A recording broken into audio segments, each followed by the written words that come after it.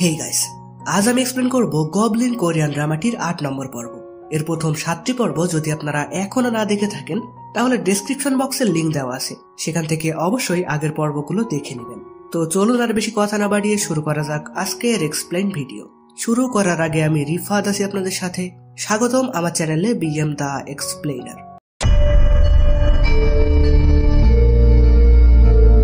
আগের পর্বে আমরা দেখেছিলাম ইউনতাক কিমের বুকে তলোয়ার দেখতে পাওয়া সত্ত্বেও সেটা ধরতে পারে না। কেন পারে না সেটা ভালোভাবে বোঝা যায় না, তবে একদম লাস্টে দেখা যায় কিমের বুকে হঠাৎ ব্যথা করতে শুরু করে আর ইউনতাক এইবার সেটা ধরতে পারে। সে তখন সেটা টান দিয়ে বের করতে গেলে কিম তাকে ধাক্কা দিয়ে দূরে ছুঁড়ে ফেলে দেয়। ইউনতাক তখন একটি গাড়ির সাথে ধাক্কা লাগতেই যাবে, তখন কিমই উড়ে এসে তাকে বাঁচায়। এখানে কিম ইউনতাককে ধাক্কা দেওয়ার কারণ হলো দুইটা। প্রথমত তার অনেক কষ্ট হচ্ছিল, আর দ্বিতীয়ত সে ইউনতাককে এতটাই ভালোবেসে ফেলেছে যে সে এত তাড়াতাড়ি মরতে যাচ্ছিল না। তো কিম তাকে বাঁচিয়ে বাড়িতে নিয়ে আসে। এরপর দেখা যায় দখোয়া বসে বসে ফোন টিপছিল। তখন সোশ্যাল মিডিয়াতে একটি ভিডিও তার সামনে আসে আর সে চমকে যায়। আসলে কিম ইউনতাককে বাঁচাতে গিয়ে সেখানে থাকা প্রায় 15-20টা গাড়ির ক্ষয়ক্ষতি হয়েছিল। যে দৃশ্য কোন এক কোম্পানি তাদের সিসি ক্যামেরার মাধ্যমে লক্ষ্য করায় সেই ভিডিও সোশ্যাল মিডিয়াতে আপলোড করে।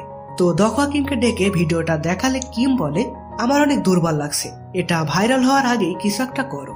দখোয়া তখন তার দাদুকে ফোন করে আর দাদু তার আইটি এক্সপার্ট লোকদের নির্দেশ করে যেভাবে হোক ভিডিওটা ডিলিট করাও, তার জন্য যা যা করা লাগে তাই করো।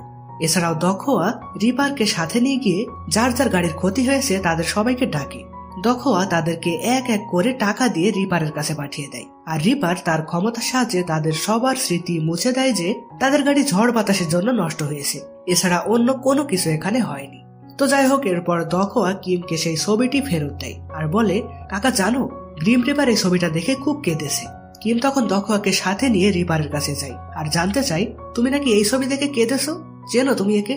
রিপার বলে, ওটা দেখে আমার পরিচিত বলে মনে হচ্ছিল। কিম জানাই, ওটা আমার ছোট বোন, তুমি কবে আর কোথায় ওকে দেখেছো ভালো করে মনে করো। রিপার তখন কিছুই মনে করতে পারে না, শুধু বলে, জানি না কেন ওটা দেখে আমার বুক কষ্টে ফেটে যাচ্ছিল। দখোয়া তখন মজা করে বলে, কাকা আমি বুঝেছি, গ্রিম রিপারই হয়তো তোমার পূর্বজন্মের বোন। এখানে সবকিছুর মধ্যে একটা প্রশ্ন কিন্তু থেকেই যায়, রিপার আসলে কে? তো পরের দিন দেখা যায় ইউনতাক স্কুলে গেলে একটি মেয়ে ভূত তাকে বলে, এই তোমার জন্মদাগটা কিন্তু অনেকখানি মুছে গিয়েছে। ইউনতাক বলে, হয়তো আমি বড় হচ্ছি সেজন্য, কিন্তু আসলে এই দাগ মোছার কারণটা হলো কিমের মৃত্যুদিন এগিয়ে আসা। আর ঠিক কি কারণে দাগটা মুছে যাচ্ছে সেটা আমরা পরবর্তীতে জানতে পারবো। তো পরের দিন ইউনতাক পরীক্ষা দিতে যাচ্ছিল, যেখানে কিম আসে তাকে বাসে তুলে দিতে। তখনই সেখানে সেই সাইকেল চালানোর লোককে দেখা যায় যাকে আমরা আগের পর্বে দেখেছিলাম। লোকটি মূলত ছিল একজন ছিনতাইকারী। তো কিম তাকে দেখে ভবিষ্যৎ দেখতে পায় যে আজকে এই লোকটির অ্যাক্সিডেন্ট ঘটবে আর তার ফলে অনেকগুলো গাড়ি অ্যাক্সিডেন্ট হবে, যার মধ্যে একটি বাসও থাকবে। এমনকি অ্যাক্সিডেন্টে বাসের সকল যাত্রী মারা যাবে। আর এটি হলো সেই বাস যেই বাসে একটু আগে ইউনতাক উঠল। কিম তখন চিন্তায় পড়ে যায় যে কিভাবে এই অ্যাক্সিডেন্ট আটকানো যায়। সে তখন তাড়াতাড়ি করে যে লোকটির সাথে ধাক্কা লেগে সাইকেল চালকটি অ্যাক্সিডেন্ট করবে সেই লোকের জিনিসপত্রগুলো কিনে নিয়ে তাকে বাড়ি পাঠিয়ে দেয়। এরপর সে সাইকেল চালকটির কাছে আসে এবং তাকে আর সামনে এগোতে দেয় না, ফলে সে আর অ্যাক্সিডেন্ট করে না, আর ইউনতাক থাকা বাসটিও সুরক্ষিত থাকে। এদিকে গ্রিম রিপার তার লোকজনদের নিয়ে রাস্তায় অপেক্ষা করতে থাকে অ্যাক্সিডেন্টের জন্য, মানে যারা যারা মারা যেতে চলেছে তাদের আত্মাকে তারা নিয়ে যাবে। তো যথাসময়ে বাসটি তাদের সামনে এসে দাঁড়ায়, কিন্তু সেখানে কোনো অ্যাক্সিডেন্ট হয় না। রিপার তখন বাসের মধ্যে ইউনতাককে দেখে আর বুঝতে পারে আজ এখানে কোনো অ্যাক্সিডেন্টই হবে না, কারণ গবলিন ওকে ঠিক বাঁচাবে। আর এখানেও তেমনটাই ঘটে, মানে সেখানে কোনো অ্যাক্সিডেন্ট হয় না। তো যাই হোক, পরের দিন সকালে ইউনতাক ব্যায়াম করছিল। কিম তখন এসে জিজ্ঞাসা করে, হঠাৎ এসব কি করছো? তাক বলে, পরের বার তলোয়ারটা যেন একটানে বের করতে পারি তাই আমার শক্তি বাড়াচ্ছি। মানে সে ভাবছিল কিমের ব্যথা লেগে তলোয়ার বের করতে দেয়নি, তাই পরের বার ব্যথা না দিয়ে একটানে সে ওটা বের করতে চায়। অন্যদিকে দেখা যায় সানি তার দোকানে বসে রিপারের কথা ভাবছিল আর ড্রিঙ্কস করছিল। তখন সেখানে রিপার এসে তার সাথে দেখা করে। সানি যখন খেয়াল করে রিপার তাকে 10 বার ফোন করেছে, কিন্তু রিপার সচরাচর তাকে ফোন করে না, তাই সে খেয়ালই করেনি। তো রিপার তাকে বলে, আমার কোনো ধর্ম নেই। মানে আগের দিন যখন তারা দেখা করেছিল তখন সানি তাকে জিজ্ঞাসা করেছিল সে কোন ধর্মের, কিন্তু রিপার তখন কোনো উত্তর দিতে পারেনি। তো সানি তার এই কথা শুনে হাসতে থাকে। সে বলে, এই কথা বলতে তুমি 10 বার ফোন করেছো? আচ্ছা যাই হোক, আমি তোমাকে একটা সত্যি কথা বলছি শোনো, সানি আসলে আমার ডাক নাম, আমার আসল নাম হলো কিম সান। তখন আমাদের ফ্ল্যাশব্যাকে কিছু দৃশ্য দেখানো হয়, যেটা দেখে আমরা বুঝতে পারি এই সানি হলো কিমের সেই ছোট বোন। কিমের নাম কিম শিন আর তার বোনের নাম কিম সান। তো সানি রিপারকে বলে তোমার আসল নাম কি। এদিকে এই একই সময়ে কিম এক জায়গায় গিয়ে তার প্রিয়জনদের স্মরণে ফানুস ওড়াচ্ছিল এবং কাগজে কিছু একটা লিখছিল। তখন আমাদের অতীতের একটি দৃশ্য দেখানো হয়, যেখানে দেখা যায় কিমের তলোয়ারটি রাজাই তাকে উপহার দিয়েছিল।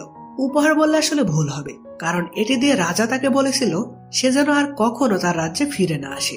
কিম তখন বলেছিল, আপনি ভুল ভাবছেন, গরীয় রাজ্য আপনারই মহারাজ, প্রজারা আমাকে ভালোবাসে ঠিকই, কিন্তু রাজ্য লাভের কোনো লোভ আমার নেই। কিন্তু তবুও রাজা তার কথা শোনে না, আর রাজার এই আদেশ অমান্য করে কিম আবার রাজ্যে ফিরে আসায় রাজা তাকে হত্যা করার নির্দেশ দিয়েছিল।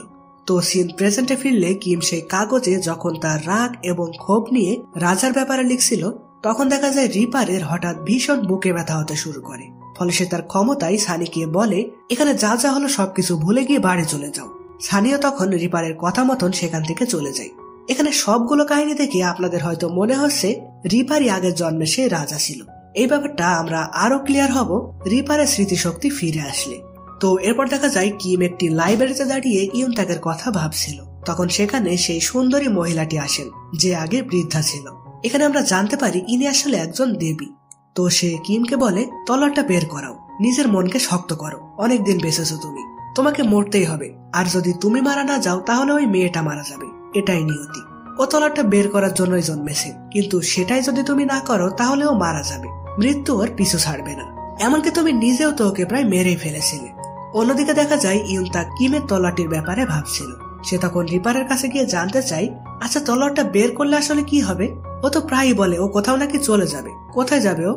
রিপার তখন তাকে সত্যিটা বলে দেয় যে তলোয়ারটা বের করলে কি মারা যাবে। এটা শুনে তাক অনেক কষ্ট পায়। তার তখন এ পর্যন্ত হওয়া সব কথাগুলো মনে হতে থাকে যে কিম এইরকম একটা কথা কিভাবে তার থেকে গোপন করে গেছে। সে তখন সিদ্ধান্ত নেয় কিমকে ছেড়ে সে অনেক দূরে চলে যাবে, যেন কিম তাকে আর খুঁজে না পায়। তো এবার তাহলে কি হতে চলেছে? সে যেহেতু সত্যিটা জেনে গেছে, তাই সে তো আর কখনোই চাইবে না কিমের তলোয়ারটি বের করতে। আবার দেবীর কথা অনুযায়ী তলোয়ার বের না করলে ইউনতাক মারা যাবে। কিম তাহলে এখন কি করবে? এরকম প্রশ্নগুলো রেখেই 8 নম্বর এপিসোডটি এখানেই শেষ হয়। তো গাইস, কেমন লাগলো আজকের এপিসোডটি কমেন্ট করে জানাবেন, আর পরবর্তী পর্ব দেখতে আমাদের চ্যানেলটি সাবস্ক্রাইব করে বেল আইকনে ক্লিক করে রাখবেন। তো দেখা হবে পরের ভিডিওতে, ততদিন পর্যন্ত ভালো থাকবেন, সুস্থ থাকবেন, বাই বাই।